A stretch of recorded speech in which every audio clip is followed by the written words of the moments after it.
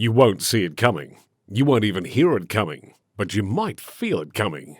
And when it does, there's every chance that it's the last thing you'll ever feel. It's fatigue, and it's responsible for up to 30% of road crash fatalities and an even larger percentage of serious road crash injuries. So what causes fatigue, and what are its effects? Well, if you've been awake for between 17 and 19 hours, it's the same as having a blood alcohol concentration of 0.05%. And if you've been awake for 24 hours or more, it's the same as having a blood alcohol concentration of 0.10%.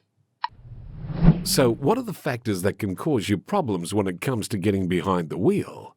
What will give you slower reaction times, or even make it more difficult to make the right decision? What can give you poor driving skills, decreased alertness, or even road rage? Well, maybe you are working night shifts, or not getting enough sleep over a number of nights, or getting poor quality sleep. Or maybe you are using drugs or medication that cause drowsiness, or have been driving for long distances. If you're affected by any of these, or you are driving while drowsy, well, that's just asking for trouble. But here's the good news. Fatigue can be avoided, and here's some ideas on how. Make sure you are well rested before you start your journey. Take power naps of about 20 minutes if needed.